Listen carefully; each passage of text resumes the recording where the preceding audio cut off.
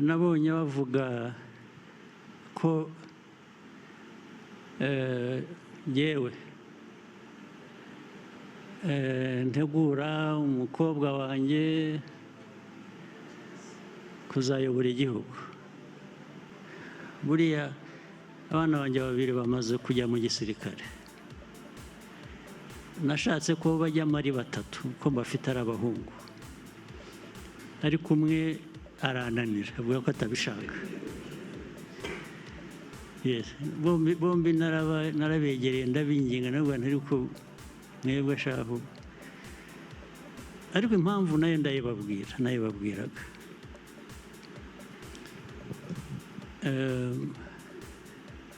Naga mbaganirira amateka y'ibintu twanyuzemo n'abandi bose bakiri batoya n'iki gihugu cyacu.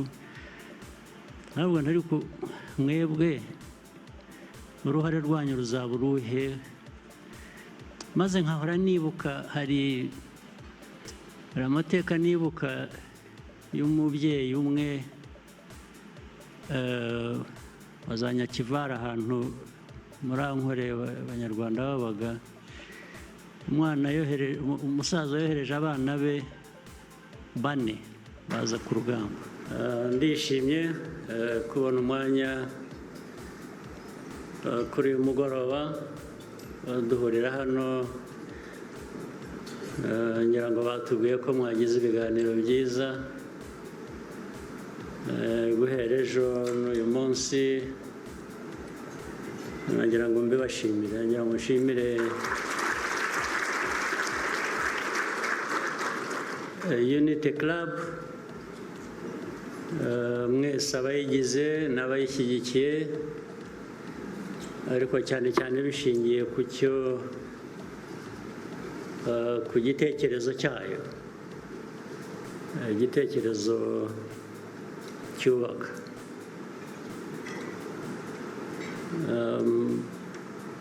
Urebye rero ko muri hano ubuyobozi bw'igihugu bwose buri hano, niba ko turi aha harimo ukora imirimo ye isanzwe, yageraho akumva ko hari abandi batari muri twe bashobora kutugoboka mu byo dushinzwe, mu byo dukwiriye kuba dukora kugira ngo bikunde, ngira ngo yaba yibeshye. Ubwo rero ndumva ko twese turi hano, niyo mpamvu nibwira ko ari byiza kubona umwanya kuganira namwe. Nta disikuru ndi busome, kuko ngiye gusoma disikuru naba mbabeshya kandi nanjye naba nibeshye.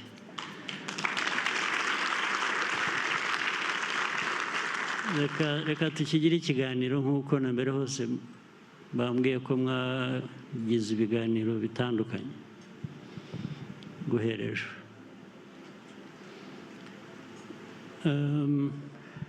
Muze rero ndaza kuvuga ku Rwanda kuko ni cyo cya mbere dushinzwe, nicyo kitureba, turi abanyarwanda, ni igihugu cyacu, niho duhera. Hanyuma ndaza kugera no nta gihugu kibaho nk'ikirwa cyonyine, igihugu kibaho kikabana n'ibindi. Nabyo ndaza kubigeraho mpereye ku ntara yacu ya Afurika, ariko ndahera ku Rwanda. Na bya bindi jya kurisha nyine ihera ku rugo, ndahera ku rugo. Ngira ngo muzi hari ikintu bavuga, ndakuvuga mu rurimi rw'amahanga, baravuga ngo it's not the dog in the fight, it's the fight in the dog. turi abantu tuvuga ko hari ibyo duhagarariye igihugu cyacu. Ubu ushatse ntabwo ari ukubatuka kuko nanjye ndimo, ubwo ushatse wavuga ngo we are the dog. Ariko what is the fight in the dog? Iki turimo ni iki gituma duhangana n'ibibazo bya buri munsi kugira ngo igihugu cyacu gitere imbere, kuko ntabwo twaberaho ubusa. Turi abayobozi, nabivuze ko hano hari abayobozi, twese turi hano b'iki gihugu, turi abayobozi ngo tugire dute cyangwa tugira dute. Ariko nagira ngo nibutse ko ibi byose mvuga ndabihera ku byangombwa bya ndi umunyarwanda, igitekerezo ngenga cyo kubaho kwacu. Mushaka kubaho? Mushaka kubaho muti? Ari ukubaho mwarihebye, muri aho muzi ko hari abandi bazabagoboka, ndetse muzarebe iteka niyo tuvuga buri muntu gukora ikintu akavuga ngo ngiye kugerageza. Kugerageza ni nkaho wavuze ko bigoye ugiye kwitanga, wavuze gusa ugiye kubikora.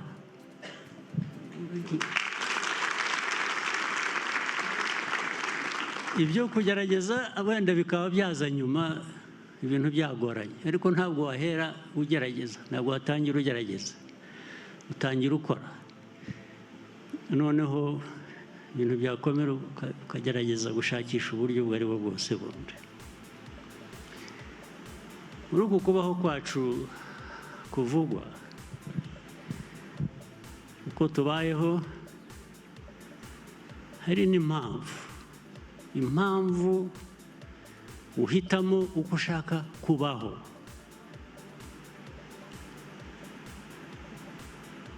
Ntabwo impamvu yawe yaba gukesha kubaho kwawe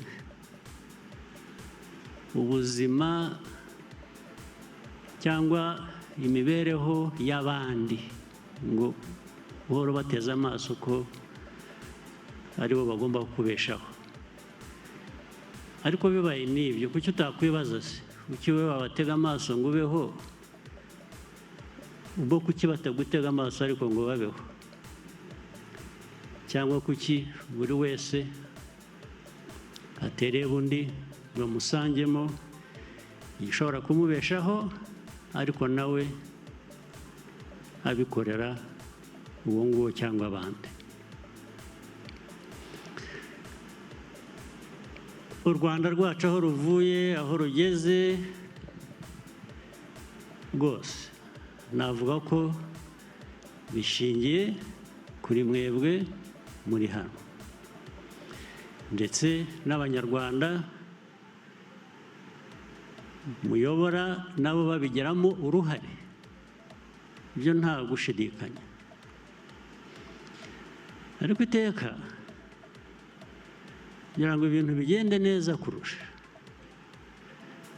wajya wibaza utari ku gihewe giti cyanjye, uruhare rwanjye ruruhe, umusanzu wanjye ni uwuhe? Ntibibe ko ugendera gusa mu bandi ngo tubigezeho. Twabigezeho koko, twabigezeho ni twese, ariko ukareba ko utagendera ku bandi gusa, ahubwo nawe koko ubarimo, ufite uruhare utanga umusanzu wawe, ibyo ni ngombwa, nta kuntu wabica iruhande. ariko mpereye aho ku Rwanda rwacu, ku buzima bwacu, ku mateka yacu, reka nyashyire muri rusange duhuriyeho n'abandi. Hari ikintu mpora nibaza, mbazwa buri munsi, nanjye mbaza abandi, ariko ntigisobanuke neza. Bigatuma rero umuntu ashobora kureba ngo burya muri ibyo byose dufitanye isano n'abandi no mu mibereho yaba ishobora kuba itanashimishije cyane nk'uko bikwiye, kandi bishoboka ko byaba byiza ku buryo bukwiye. Ibyo mvuga ni iki? Kuko twese turi hano,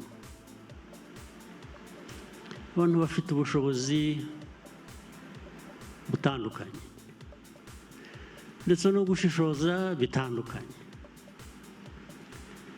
Ibyo ubundi ni byiza iyo bihuye, iyo bihujwe muri ubwo buryo butandukanye, bituma twese twatera imbere. Ariko rero ihurizo riri hano, u Rwanda, Afurika. Mu myaka 50 ishize, akaba ariho mpera no kwirwa njya kure cyane, 50, 60, twari turi hehe? Aho twari turi myaka 50 ishize, 60 ishize, urebye biri hafi gusa n'aho turi nyuma y'iyo myaka. Ndababwira impamvu. Ndababwira impamvu ntanga urugero rwacu nk'Abanyafurika, nk'Abanyarwanda, n'aho abandi bageze bari hanyuma cyangwa se basaga natwe muri iyo myaka 50 ishize cyangwa se 60. Ubu bakaba badukubye, wenda nta nubwo navuga ngo ni inshuro ebyiri, sinavuga ngo ni 3, sinavuga ngo ni 10, badukubye inshuro 100, 100. Murabyumva?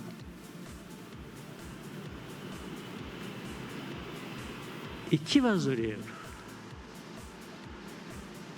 tuvuga ngo ikibazo cyacu kibikiye. Ikibazo cyacu kibikiye cyatuma abo twari kumwe,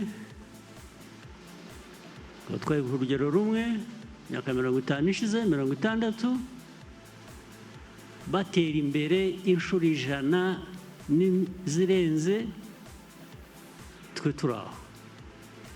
Kandi ndetse wareba hirya no hino ugasanga ntabwo turi aho gusa, ahubwo abantu baranezerewe rwose, baratekanye, ndetse wanavuga ibintu bimureba by'inenge mukaba mwabipfa, mukaba mwarwana. Kuvuga ngo niho bamwe batangira ngo racist, wabane racist. Racist akubwira ati ariko wowe wasigaye, wowe wadindijwe n'iki ko twari kumwe, ko genda aha wumva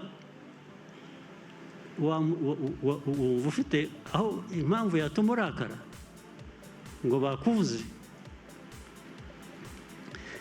Ikibazo muri twe tugomba kugishakira umuti byanze bikunze, cyangwa se bikajya ku mugaragaro, bikemezwa ko hari umuvumo turimo, ndetse uko tubaye ariko dushaka kuba, ntitujyaho ngo duhimbe ngo tubeshye, kuko abantu bose bajyaho bakavuga ko bashaka gutera imbere, bashaka kuba neza, bashaka kugera. Niba ari byo bikorere kandi birashoboka, twabigeraho. Ariko umuntu navuga cyangwa nabaza impamvu nyuma y'imyaka 50, 60 twaba turi aho dusabiriza baduhagaze hejuru,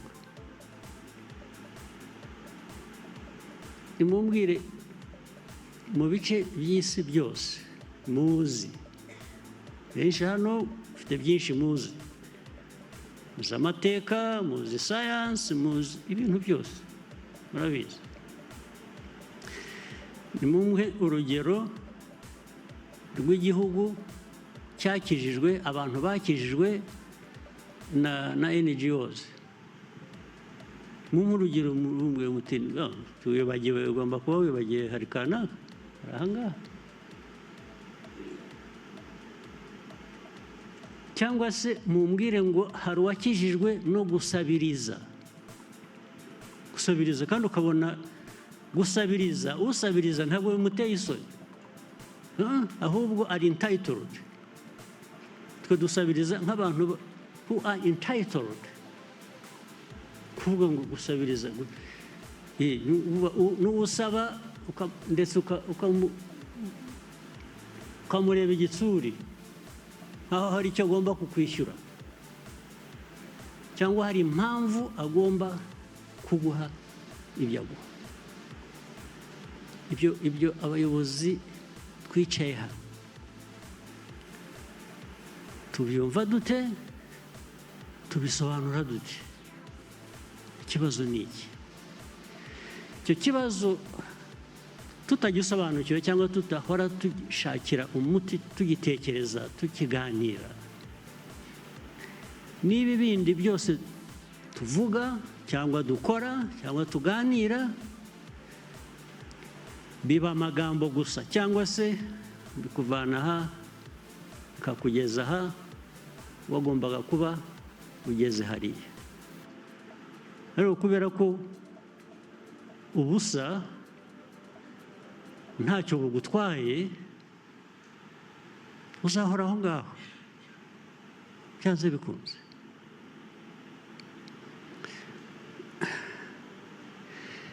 Rero umuti wabyo ntabwo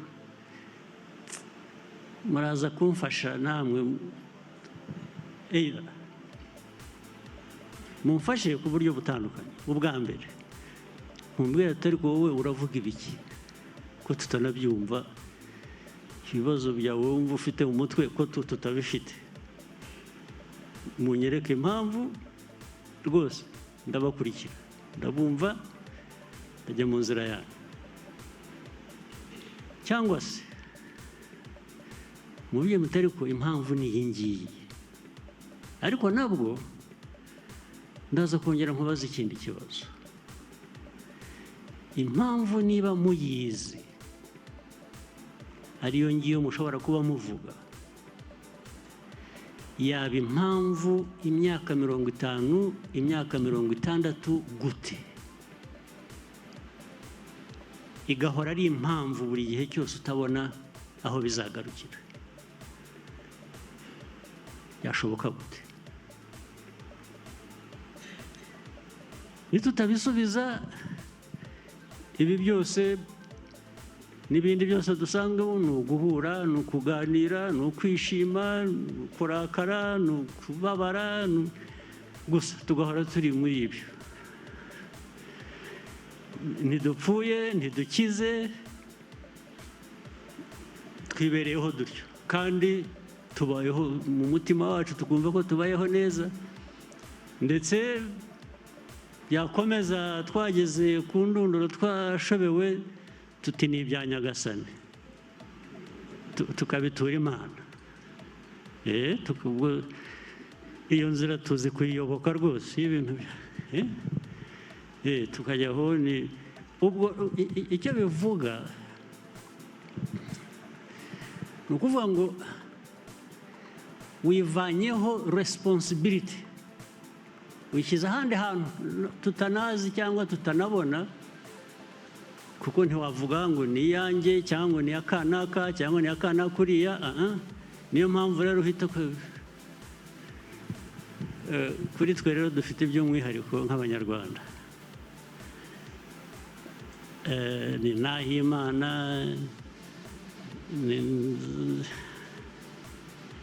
bande ni Imana parapara gusa nzabona Imana, mbituye Imana, bigakomeza mu mazina y'Ikinyarwanda kuri buri 17 ni aha Nyagasani, ni aha Prime Minister inshuti wanjye ari hano, ni Ngirente.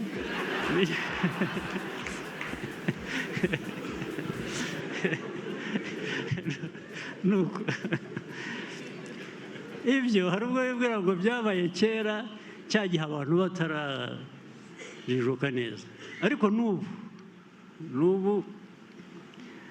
umwana wawe aravuka ukamwita Nzagirane, Nzakugirane, cyangwa Nkuragije Imana, cyangwa burya ibyo byerekana mentality. Yes, wowe ni nkaho wivanyeho responsibility, wayigize iy'Imana. Ariko Imana turayigondoza. Imana yaraturemye, iduha ubwenge, iduha igihugu, ndetse twashaka tukagisenya, ariko warangiza ugasaba ko yongera ikaguha kongera kucyubaka. Yaraguhaye, wakoze ibyo ngibyo nk'uko rwose. Mumbwire iki turimo ni iki? Muze kumbabarira, nze kubaza abantu bamwe mumfashe, kuko abantu bamwe muzobereye mu bintu byinshi hano.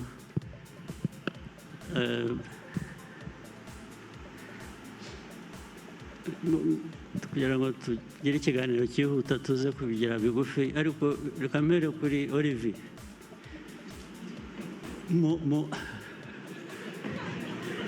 Ibyo nabyihoreye.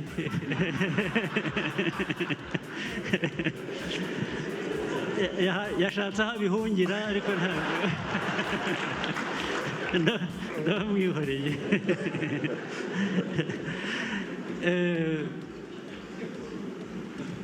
Ahantu ujya hose, ibihugu byose ugiyemo, abantu uhuye nabo, musanga ikibazo cyacu. Reka wenda mbivane ku Rwanda gusa, mbigere bya Afurika. Abanyafurika ikibazo dufite ni iki? Ni kamere, niko twaremwe, ni iki kibazo? Impamvu abantu twari kumwe mu myaka 50 ishize ku rwego rumwe, 60, bo bagiye, twe tugasigara muri ni iki? Magambo make ubwira gusa, niba utanumva bigutwariye umwanya kubitekereza, nta kibazo, nta mwenda, uzaba ubimbwira, uzanyohereze message umbwire. Birasaze. Murakoze Your Excellency.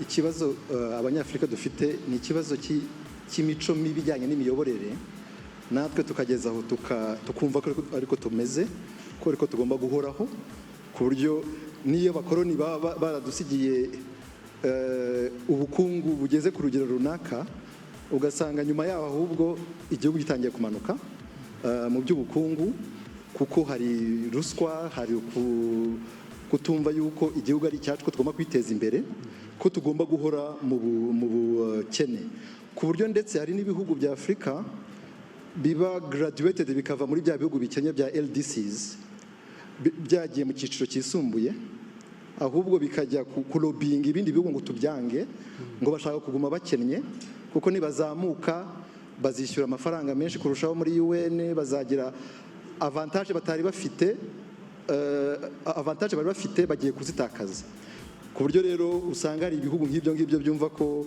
avantage ubwo zikaba ari izihe? avantage yuko babahera ibintu busa, babahera ibintu busa, bacuruza ku busa, ntihagire, bakumva ko ariko bagomba guhora bameze, ntihagire n'iyo pride yo kuvuga yuko no kuva mu bukene ari ikintu cyiza kandi bagomba kubishyiraho the means yo kugira ngo badutere imbere.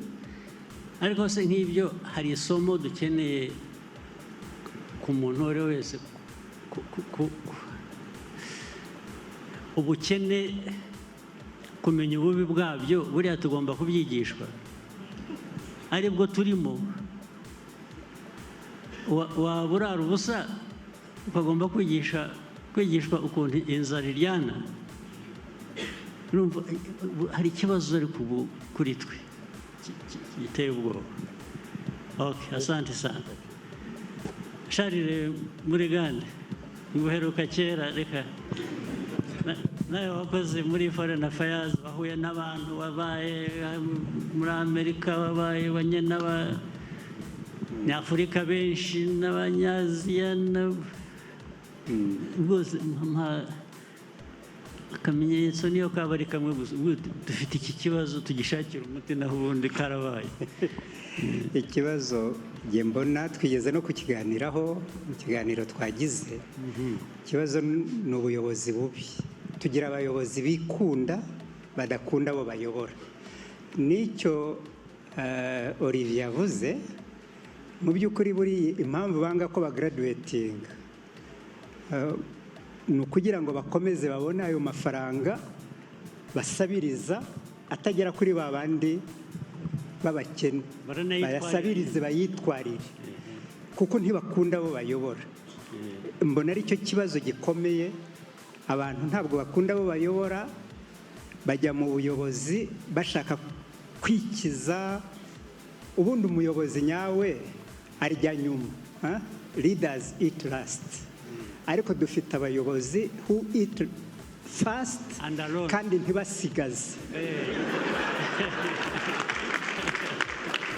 Nicyo kibazo dufite muri Afurika kinini. Barya fast and alone, bonyine bagira uwo basigira. Numva icyo ari cyo kibazo gikomeye kuruta ibindi. Icyo ni ikibazo kirahari, kirumvikana, ariko kitumvikana still, nubwo nemeranya nayo rwose kubyuvuze. Kuki byaba kamere y'Abanyafurika, y'Abanyarwanda gusa? The explanation is valid, yenda yumva, ariko jese numva the uniqueness, impamvu cyaba icy'Abanyafurika cyangwa icy'Abanyarwanda, ntabwo ndacyumva. Nicyo ntekereza nkashakisha sinyumve, ariko icyo byitekereze nta kibazo. Ibyo biragoye kubisubiza. Yenda twaza kubaza Leo Mutesa ugira genetics akabitubwira. Arahari? Hari ahantu yicaye hariya. Nagerageze. Abarayiga genetics ashobora kugira icyo atubwiraho. Aka kantu ka genetics gashobora kuba karimo. Wakoze, Your Excellency. Nibyo koko twese abantu ku isi, abazungu n'Abanyarwanda n'Abanyafurika duhuza koko genes, duhuza uturemangingo ndangasano, ariko uburyo habaho expression cyangwa se uburyo bitanga icyo bijyagombye kuba bitanga biratandukana. Ku bigendanye n'ikibazo koko nk'uko mwakibazaga, biragoye kubihuza na gene, ahubwo hazamo n'ikintu cyiza cyitwa environment cyangwa se uburyo umuntu abayemo, aho abantu babaye. Nibyo twahoze tunavuga mu kanya byitwa epigenetics. Hari ibyo utavukana ukabigirwa nuko ubaye muri environment, none bigatanga icyo nature and nurture. Yeah, of course. Yes, ariko still nabwo there is a question around that. Hari ikibazo kuri ibyo. Environment tubayemo ubundi should spoil us. Yarikwiye kuba the environment ntabwo, it's not so challenging. You can see it the other way, whichever way. Mvuge nk'u Rwanda. U Rwanda amateka tunyuzemo, hardships tubonye, ibi byose byatubayeho. Ubundi those hardships should have taught us a lesson. Kuba ngo duhaguruke, you have to survive. Our instinct ya survival. Yes. That does not apply to us. Then actually hari environment nziza nayo tuba dukwiye kuba twa-exploiting, ahubwo nabwo ikatuma twagira icyo dukora. Kuba dufite imvura ibonekeraho, turagera no kuyishakisha irrigation cyangwa ibiki, byo nabyo birakenewe ariko bizaza hanyuma. Imvura irahari ihagije. Hari byinshi nk'Abanyafurika, abandi bo ubutaka bwuzuye ubukungu, ahubwo abandi baraza bakiyorera bagatwara. Ukumva rero environment nayo imibereho yacu vis-a-vis environment defeats logic. Niho ikibazo kibera ingutu. Naho ubundi whichever way you look at it, niba ari environment ku buryo zitandukanye zishaping abantu, actually environments dufite zitandukanye zikwiye kuba zidushapinga one way or the other. In fact nitwe dufite choices nyinshi zo guhitamo, ibintu byo guhitamo byinshi kurusha n'abandi, ariko nabyo turanga tukabinanira. Niho ikibazo. Ibya genes tubishyira iruhande iby'iki, ariko harimo ka doze kabyo nako. I don't want to rule it out. That's a discussion for another time. Ndacyashakisha imyumvire real ni iyihe. Hari abanyamadini bari hano badufasha, abapasitori hano cyangwa abapadiri cyangwa dufashe tuvungurireho n'agake nibura baba bufite. Ikibazo cyacu kibaye cy'amasengesho gusa. Twisengere, tutegereze icyo Imana izaduha, nuko murakoze nyakubahwa Perezida wa Repubulika. Gusenga ni byiza ariko bijyana no gukora. Ikibazo rero mbona kiri muri Afurika utabona muri Aziya cyangwa ahandi, mbona ari uko abakoloni batwambuye ikitugize icyo twari cyo, natwe turabyemera.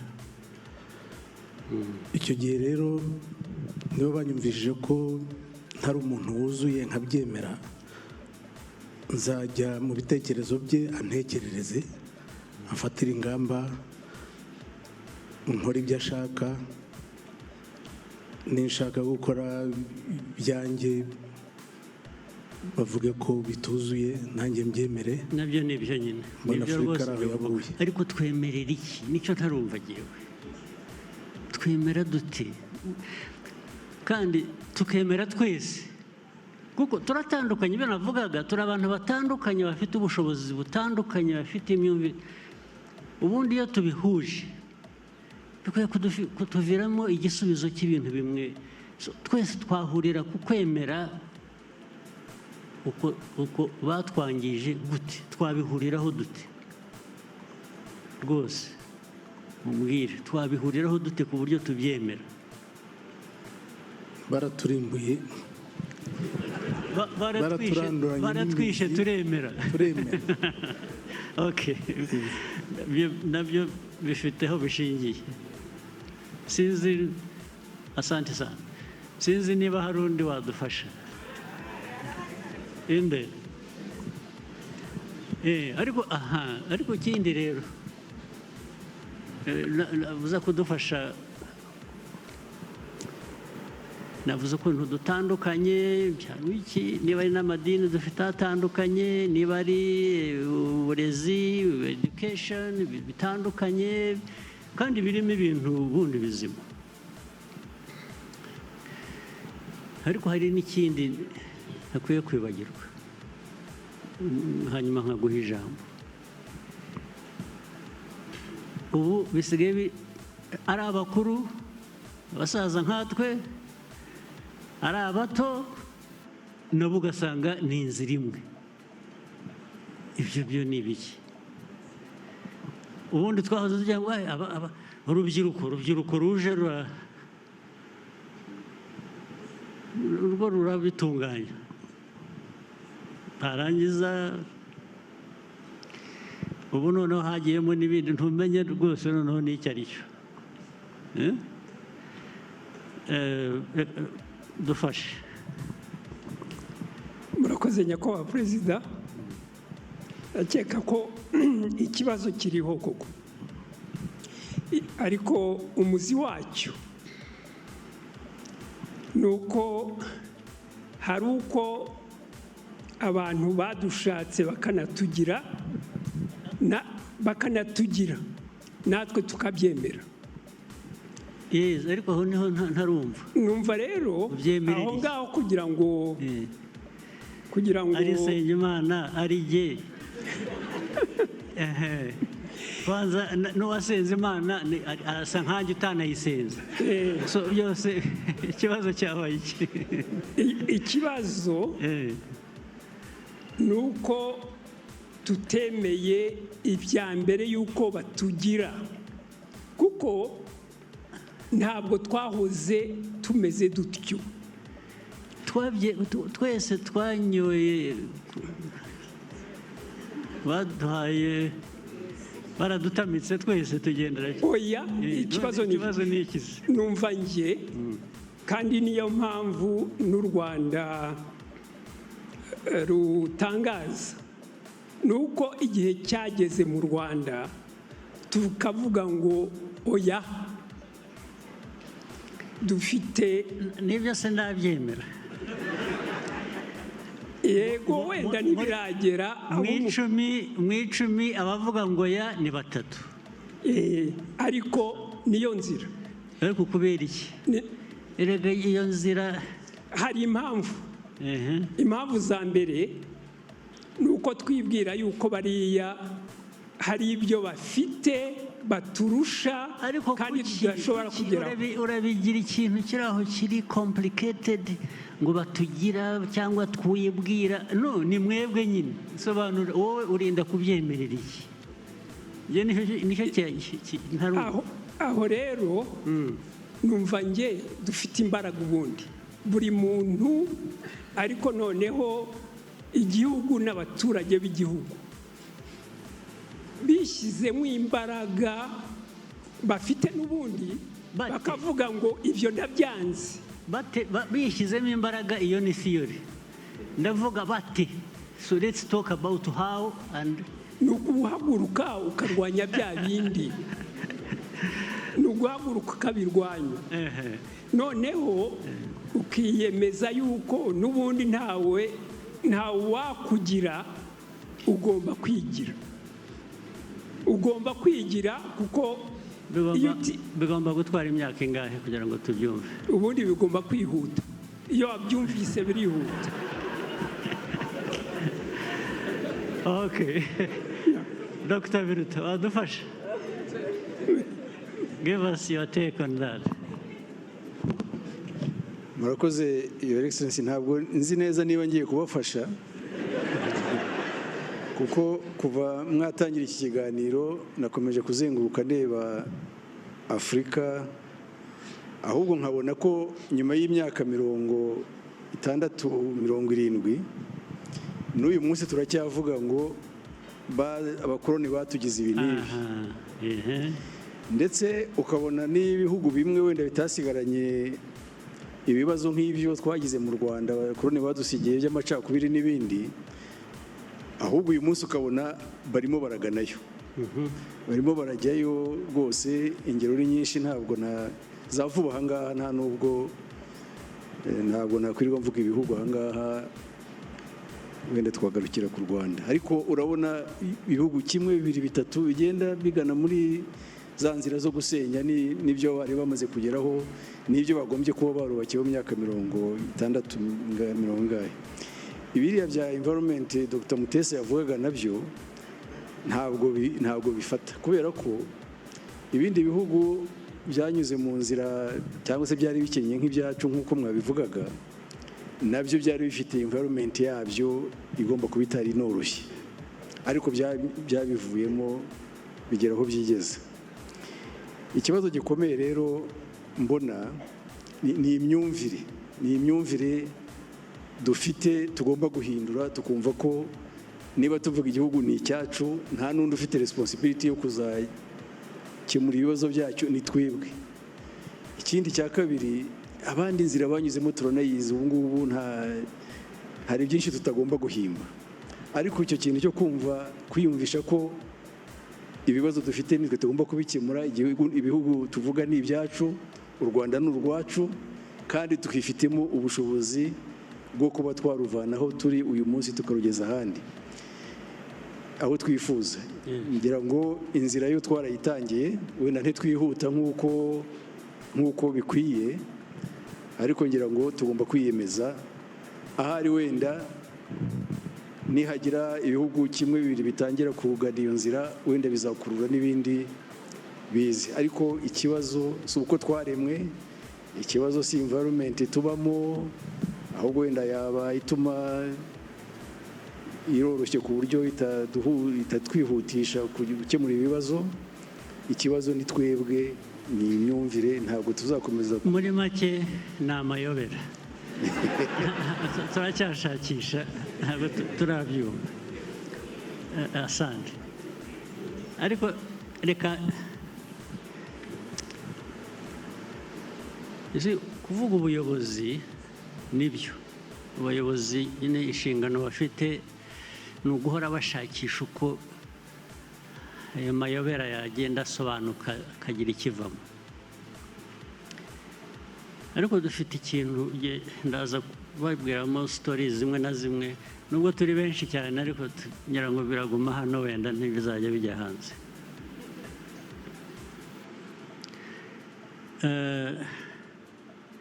Tuvuge nk'aho u Rwanda, ndatanga urugero rw'igihugu cyacu, aho tuvuye muri iyi myaka 31 ishize, aho twagiye tubaho n'ibintu byinshi. Ubundi intambara zagiye ziba, uko igihugu cyagiye cyubakwa, noneho ugasanga no muri twe twari tuyoboye iyi struggle n'abayirimo bose, n'iki ngira ngo hari aho abantu bagera bakumva batikorera, bafite abandi bakorera.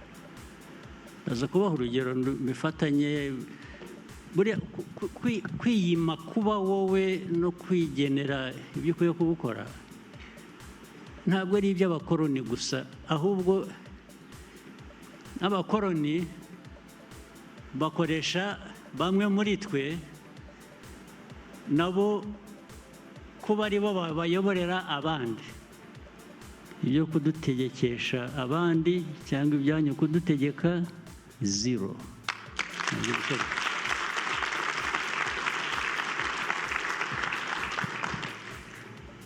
Now, ibyo rero ntabwo ari ibintu ukora umunsi umwe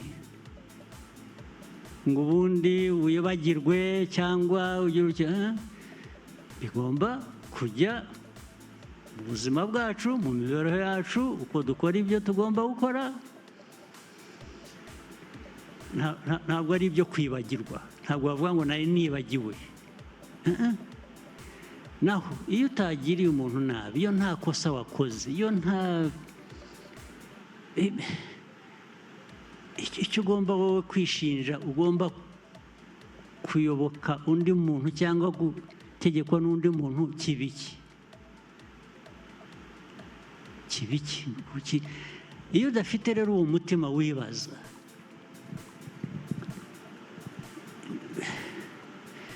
your subconscious mind, your mind, iyo udafite kwibaza impamvu ngiye gukora iki, impamvu, inshingano ufite ni iyi ngiyi, iyo utabyibaza rero abanyafurika cyangwa abanyarwanda banza dufite icyo kibazo, turagifite pe, ku buryo ndetse icyo dushinzwe dukwiye kuba dukora twebwe bigeraho bigasa nk'aho hari undi utegereje wabikora atari wowe, ariko wategereza wagira ute bigufiteho ingaruka byanze bikunze. Niho nahereye mvuga wenda ingaruka zimwe kuri twe ntabwo zitubangamiye nk'uko abandi zibabangamiye, ariko mpora nibaza ubwo busumbane bw'abantu twebwe nk'u Rwanda, noneho no hagati yacu rero. Ariko uzi ko aya mateka y'u Rwanda tunyuzemo yacu nabwo ntabwo twigeze twibaza ariko turakorera nde, urasenya, urica, hanyuma uzabibazwa ninde, ingaruka ibiyande, ariko tukajyaho gusa ugasa n'uhumirije ugashyira igitambaro ku maso tukagenda. Nabwo hari imvugo kera nk'imyaka 40 ngira ngo ishize, hari documentary narebaga ngo nasomye handitse bavuga ngo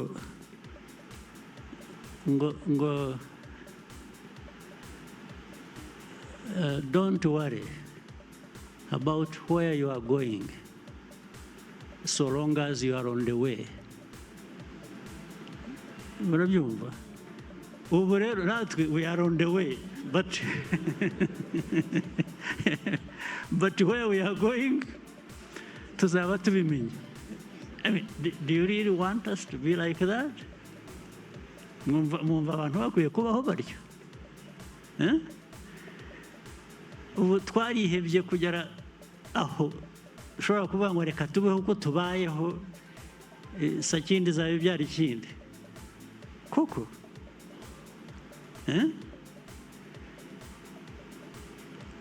Niyo mpamvu nk'abayobozi cyangwa iyo bitarimo ugasanga society igiye mu tuntu turi trivial, utuntu ninde uriya ninde yavuze iki yamvuze iki, bikajya muri ibyo, bikajya no mu system, bikajya no mu miyoborere, bikajya aho kujya ku substance.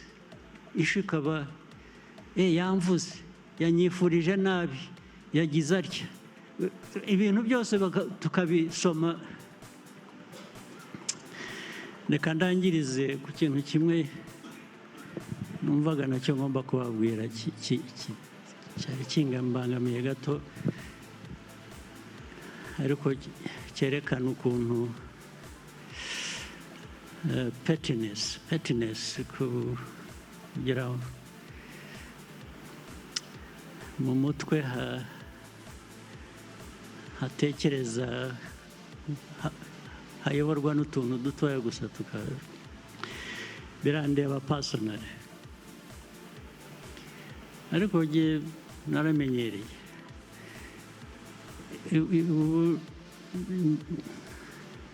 Ndi immune ku mijugujugu,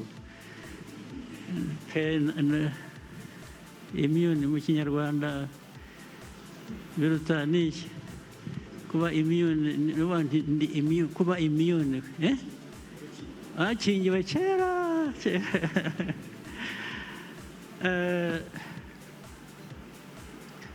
Ejo bundi nabonye ibintu bya za social media n'iki,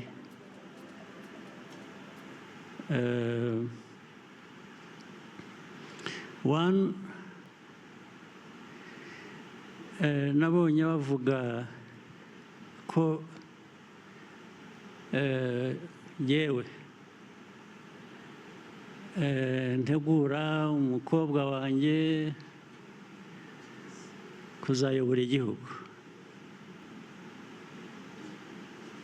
ariko jye uwanteguye ninde? Mbanze mbabaze. Rero hanyuma ariko ndababwira n'ibindi. Yewe wanteguye ninde? Ntabwo nateguwe na data, ntabwo nateguwe na ni mwebwe. Kwanza mpora nababwira mwagezaho mukansezerera ngewe ko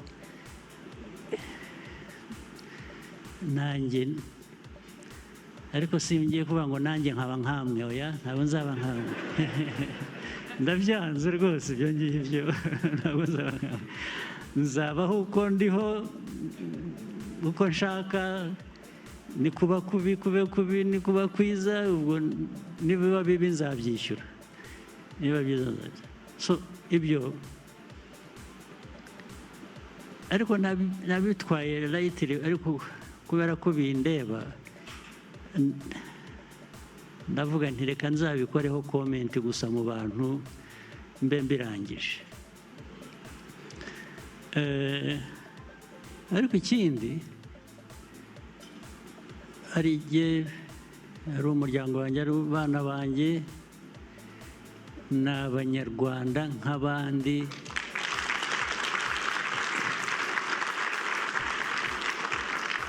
Bazabeho uko abanyarwanda babayeho, babeho uko babayeho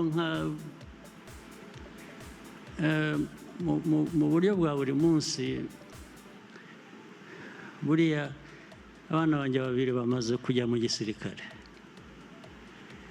Nashatse ko bajyamo ari batatu kuko bafite ari abahungu, ariko umwe arananira avuga ko atabishaka.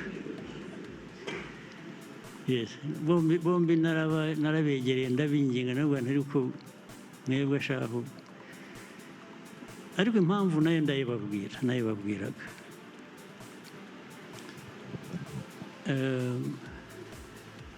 Naga mbaganirira amateka y'ibintu twanyuzemo n'abandi bose bakiri batoya n'iki gihugu cyacu. Ntabwo ariko mwebwe uruhare rwanyu ruzaba uruhe? Maze nkahora nibuka, hari amateka nibuka y'umubyeyi umwe wazanyakivara ahantu muri Ankore abanyarwanda babaga. Umusaza yohereje abana be 4 baza ku rugamba, bose bagwa ku rugamba. Hanyuma baje kumubikira abana be, ahamagara uwa 5 wari usigaye. Yari yashoye inka, yagiye, agarutse aramuhamagara ati sha, ati bakuru bawe bakubwiye ko baguye ku rugamba. Umwana yari atarabimenya. Undi aramubwira ati rero kuva iyi saha fata inzira ugenda usanga abandi aho bakuru bawe baguye. Iyo story ndayibuka, iteka iza mu mutwe. Ubwo rero nabwiraga aba bana banjye, ndababwira ko mwebwe aya mateka yose mpora mbabwira n'iki, bamwe narababwiraga bakiri batoya, umwe aza kumbwira ngo dadi, ngo ariko ngo those are horror stories. Niho kuvuga ngo ibyo bintu biteye ubwoba. Ariko uko bagenda bakura nkakomeza mbaha dozi.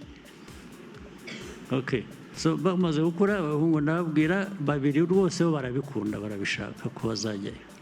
Undi niwe wavuze yabigiyemo, kandi atari ko ntabwo bijyanye numva nshaka kumera ndavuga nti nawe kora ibyo ushaka niba udashaka kubijyamo kora ibyo ushaka namwe ese urashaka gukora iki ati yewe ati ndashaka gukora amafaranga ati nindagiza kwiga nzajya muri bizinesi arangije aranyurira yambwira ngo mwebwe ngo n'abo basore bandi barumuna be ati kubera ko icyo gihe muzaba muri mu bindi ati nzabatunga ati ndashaka kuzabatunga ati reka njye muri ibyo mwe mujye mu byo mushaka namwe ati zabujwe so babiri bajya mu gisirikare ndetse nabanje kubabuza ndababwira ngo babanze bige bari barangije digiri ya mbere babwira ngo bakore masitazi hanyuma muzabone baravuga ngo ya mureka babanze bajye bakiri bato twabwiwe ko mu gisirikare habamo no kwiga bati dushobora gukorera izo masitazi mu gisirikare ndabemerera kandi numvise wakurikira inzira nanyuzemo n'ubwo irimo ibibazo byinshi ntacyo byaba bitwaye so ariko rero icyo mvuga ni ukuvuga ngo nababwiraga ariko abana b'abandi twose twakuranye twarwanye ku rugamba n'iki namwe so kuvuga ngo umwana w'umunyarwanda uwo ari we wese harimo n'abanjye akwiye kuba icyo ashaka kuba agakora icyo ashaka kuba icyo mvuga rero ni uko uwo mukobwa ngo uzagira perezida ntabwo nagira umuntu perezida ntibibaho ntabwo byakunda wenda nawe ntanabishaka ibyo ubwo ni politiki iri aho ikwiye kujya muri puberi gusa nta handi yajya so nagira ngo ngende nsoza mbabwira ko dukwiye kuba dufite politiki ifite papasi ifite vision ifite commitment ariko n'abantu batubonamo natwe tubonanamo nka kureba nkabonamo ukandeba ukayimbonamo bikareka byo kuba kubeshyana ntaho bigera intambara zindi za buri munsi ndizera ko ndungire yaba yazibabwiye ibya Kongo hakurya aha n'iby'iki ntabwo wabibanyuriyemo hari icyo utavuze nababwira hari icyo wumva wasize inyuma nabanyuriramo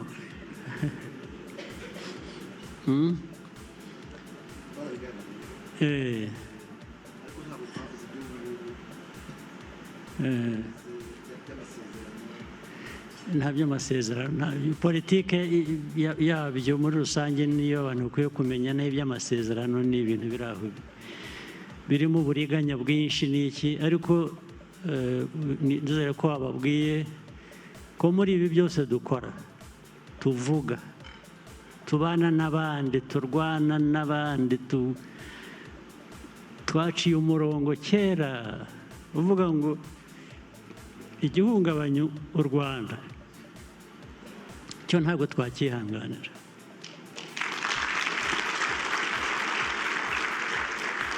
u Rwanda ubuzima bwacu ko dushaka kubaho is something we shall live for or die for so there are no two ways about it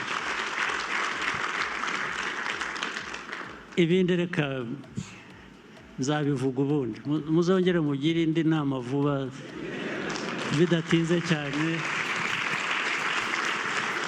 murakoze cyane rero muramuze